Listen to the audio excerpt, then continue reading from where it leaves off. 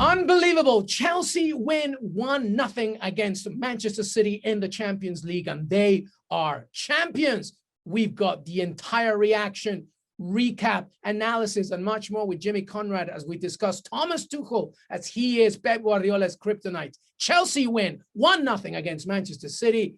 Qué Golazo recap. Champions League final begins right now. What's up, everybody? Welcome to Qué Golazo. As you can see, Jimmy and I are now recapping the Champions League final as Chelsea beat Manchester City. The Kryptonite to Pep Guardiola, that is Thomas Tuchel and Chelsea. Oh, my goodness. If you're watching this on YouTube, by the way, I'm doing this from the Stanford studio, so I don't have my fancy background by Jimmy looking as ever. Jimmy, how are you, bud? Give me your thoughts. Honestly, I'm in disbelief, everybody. I really can't believe that Chelsea beat this Manchester City team 3 times in the last 2.5, 3 months. I didn't think it was possible. I'll raise my hand and accept responsibility for that. And I'm really impressed. I thought the way that they played today, Chelsea, the first half was so open and crazy. I was like, what is even going on right now? I'm going to focus on Chelsea first, Luis, and then we can dive into Man City. But Chelsea are so good, even before they scored the goal, of stifling other teams' attacks. With the way they're currently set up, they don't give away a lot of good looks. So when I start to look back on the last couple months and some of the goals they gave up a goal to Porto where they lost 1-0, but it was probably the best goal of the Champions League, that bicycle kick, right? Then they lost the FA Cup to Yuri Tielemans, scoring an absolute banger from 20, 25 yards out. Then they gave up there was another goal they gave up. You just have to score world-class goals against these guys. And I thought again today against a team that was really put in a position without a defensive mid from Pep Guardiola to try to create these numerical advantages. They were just kind of limping along, Man City, really struggling to solve this defense, even though they'd played against them a few times. And it makes me wonder about Pep. Did they just think, well, I never really showed my true hand. I made 8 changes before the FA Cup semifinal when we lost. We should have won that one in the regular season in the Premier League because, Sergio Aguero missed a penalty. We did enough there, whatever. And I think he thought, I'm just going to put my best lineup out there with all my talented world-class players, and that's going to help will us to win. And Chelsea were just up for it. And I just want to say that my man of the match was N'Golo Kante. That guy is absolutely ridiculous as a player. Some of the plays that he was making, he's like in 4 different spots at once. I have his jersey up behind me for a reason because I love that dude. And he just gave me another reason to love him even more. I didn't even think it was possible, Luis, but I found another reason to love N'Golo Kante even more. Oh, N'Golo Kante, pa la la la, il est petit, he's just incredible. He's so good. Listen, Jimmy, I tweeted exactly the same thing after the game finished. It's unbelievable how when he's healthy, and when the system fits him, he's honestly the best player in the world because if you want to beat a side with N'Golo Kante, you have to beat N'Golo Kante. You think about N'Golo Kante first ahead of the team itself. That's how good I think he is. He breaks plays. He controls the ball. He nearly scored himself entering the box. To your point, he's everywhere. It's just unbelievable. But, fair play to Chelsea. I can't believe that. Honestly, I don't want to go down this road, Jimmy, but did Pep Guardiola overthink this? He did. Because there was no Rodri, there was no Fernandinho. I mean, I got very worried as soon as I saw the starting lineup. What do you think?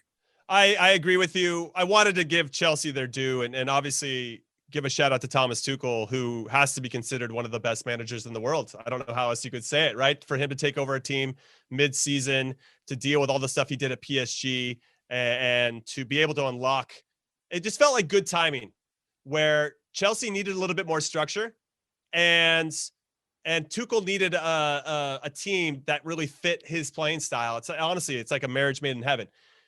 Now, with regard to your point about Pep Guardiola, I think he made a mistake. When I saw the lineup as well, I thought you have maybe too many of the same types of players out on the field. And that's going to be a problem because they might run into each other. The way that they're going to support each other might be a little bit different. That's on the attacking side of the ball. And we saw that.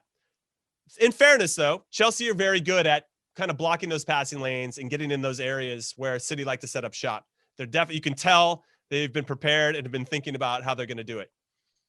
On the defensive side, though, and this is me speaking as a former center back, you need to have some consistency with regard to who's in front of you and how they protect you and how they shift the play to certain areas. It helps you as a center back to anticipate and to take those risks of when to hold the line and when to drop off and all these little things. And when you're playing in a big game like a Champions League final, to take that away.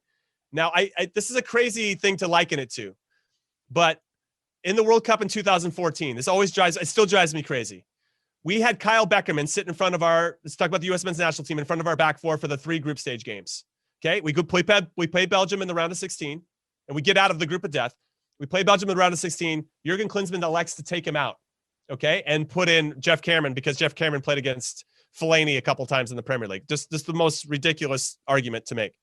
You take out Beckerman, and we give up more shots and more chances, and Tim Howard has to make more saves than any other keeper in the history of the World Cup. And I think a lot of it was because the center backs were like, we don't have any protection. And I started to have PTSD with regard to, I'm like, I've seen this before. Where have I seen this before? And I remember. And it's because you have to have that player from a defensive perspective that the center backs are used to.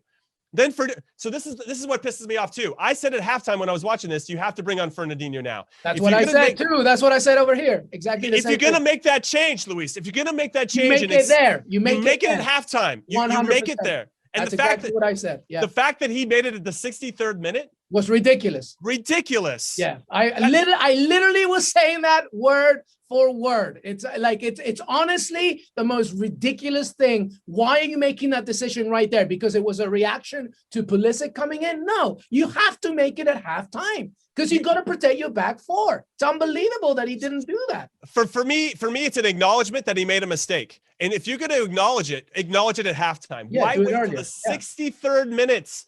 And what happens? Fernandinho comes in, and all of a sudden, City start to play a little bit better because the balance is better. They don't have 6 of the same guys trying to find the space in the same ways. They don't have, and I just thought he did. He overthought it. He did. And let's go back for a second, Jimmy, too. But let's stick to this point, though, Jimmy, because but let's talk about it from the goal perspective, because right there is exactly the proof in the pudding, right? It was a good counterattack from Chelsea. Fair play. Mason Mount is unbelievable. Fair play, right? That ball to Kai Havertz was great. Fair play. But there was an acre of space where if you have Fernandinho, I guarantee you that ball doesn't happen. Definitely not that easy, because he's trying to create that protection. And when you don't have that, they have Man City gave away acres of space in situations, and that's exactly how they got punished. It's unbelievable to me. I know that we're going to be harping on this, everybody. I'm sorry, but it's unbelievable. It's important. It's important. It's unbelievable to me that the entire theme of this tournament has been, I think Pep Guardiola has learned his lesson, Jimmy. I think he knows that simplicity is the ultimate sophistication. Why are you not putting on somebody like Fernandinho or Rodri that can protect those moments? And look what happens. I think he got himself in a position. Everybody does this. This isn't isolated to Pep Guardiola, but there are moments in your life, no matter if you're coaching a team or whatever, where you hope things work out, right? Instead of actually putting things in place where you just know they're going to work out. There's such a big distinction between hoping and knowing. Yeah. And when you put Gundogan in front of that back four and you're like, okay, Ilkay, you're a tremendous player. We love you. We're going to ask you to do a little something different this time because we think it'll gain whatever the argument was. And I'm sure everybody was going to buy in, no problem. But you're now asking somebody and you're putting them in a position and you get to the point where you're hoping Gundogan works out instead of knowing that Fernandinho or Rodri will work out because that's what's been working for you all season. Yeah.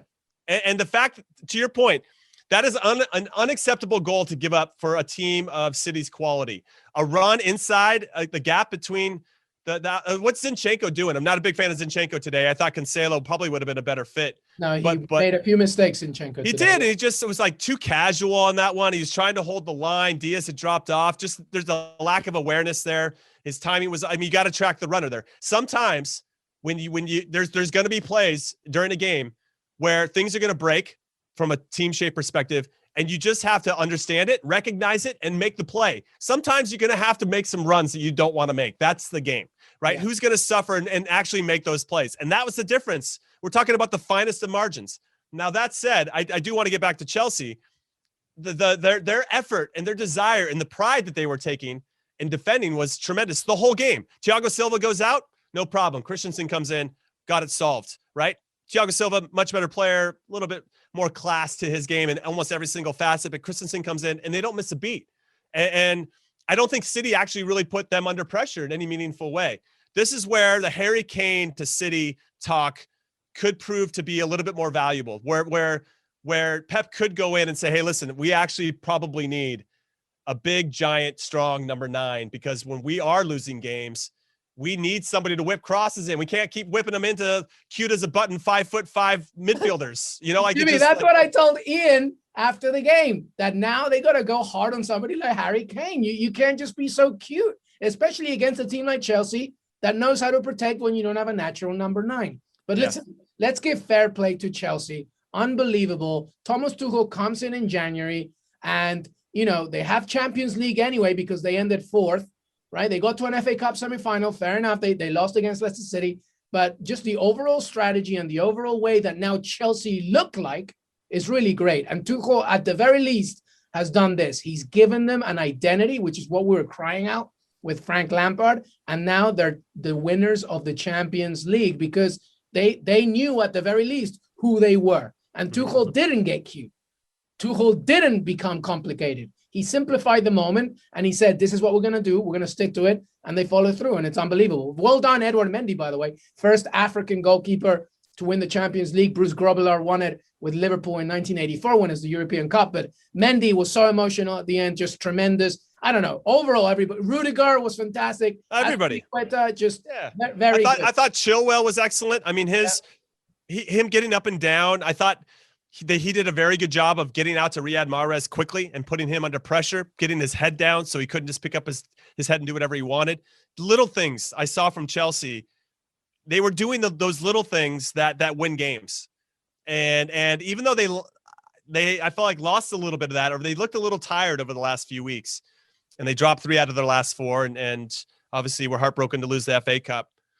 They showed something. They dug deep. You know, I hate getting into cliches per se when we're explaining things, but you could see that there was this effort and desire that if they're going to beat us, we're going to make them score the greatest goal of all time. And when I said at the very beginning, that's how you had to beat Chelsea over these last couple months. And I said it too. I said you have to take risks outside of the box. You have to be more creative. You can't just expect you're going to walk it in, because you're not going to walk it in. It's not going to happen. So well done, Chelsea. 1-0, Champions League winners. Now, before we leave here, Jimmy Conrad, let me ask you this. I mean, we talked about Harry Kane and all that stuff.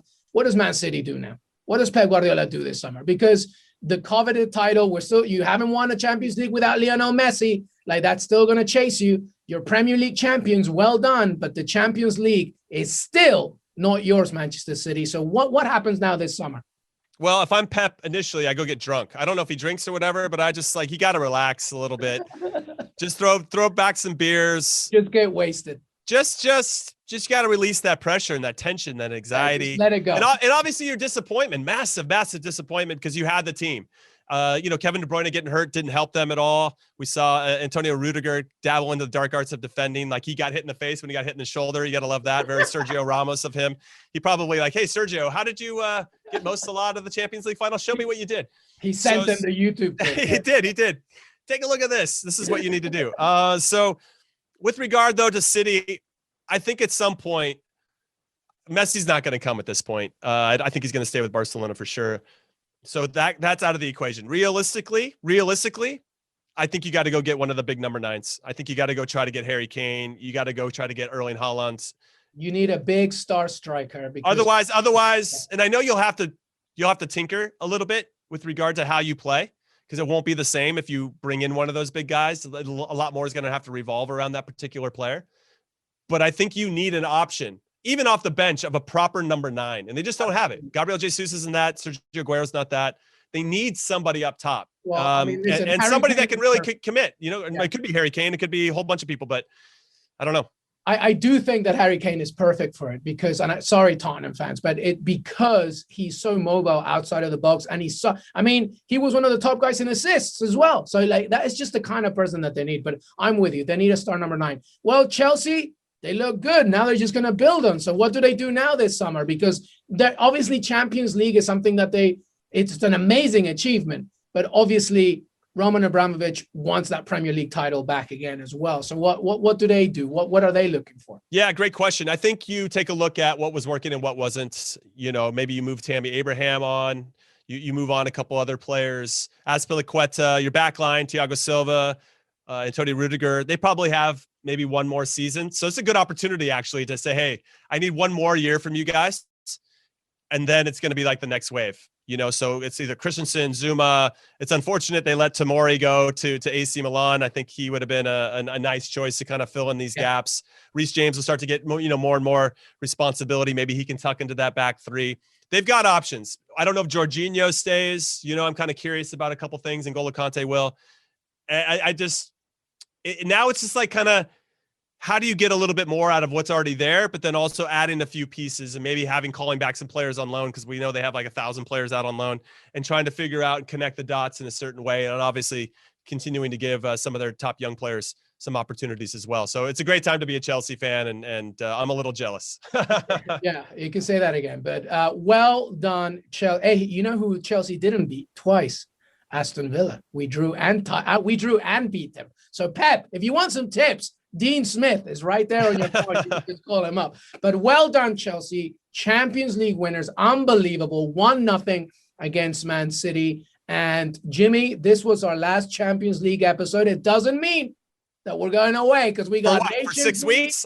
Wait, Champions League qualifying starts in 6 weeks. What are you talking about? Hey, Nations League, Euros, we have so much.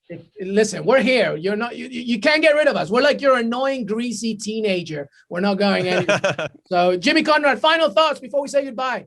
No, I just want to give another shout out to Chelsea, Thomas Tuchel in particular, and N'Golo Kante, all the guys. Christian Pulisic, congratulations for being playing in the Champions League final and then winning it, because Jovan Karowski was the first male to do it for us, but didn't get off the bench for Borussia Dortmund in 1997. So congratulations to him. And honestly, if I'm Christian Pulisic, and I put this out in a tweet, when I go in to join the U.S. men's national team, Luis, I'm walking around and just kind of slow playing. Hey, how did you guys end up this season? Everybody kind of gives you your answer, and you pretend to listen. You're like, I won the Champions League, so suck it, haters. That's what I would do. I'm wearing a t-shirt. I'm wearing a t-shirt. You know who won the Champions League? Yeah. This guy.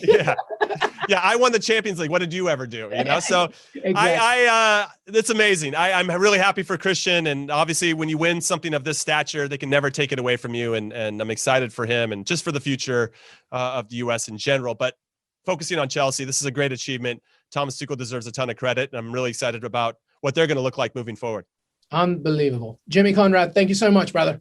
Thanks, Alami. Hey, everybody. I want to thank Jimmy Conrad for joining me today. Don't forget to follow us on Twitter, Qué Golazo Pod. We're also on Apple Podcasts, Spotify, Stitcher. We're on YouTube, youtube.com/Qué Golazo. And you can follow us as well on CBS Sports and CBS Sports HQ and your app. Qué Golazo is everywhere. We're coming back with Nations League, Euros, Copa America, and so much more. Thank you so much for listening and watching. We'll see you next time.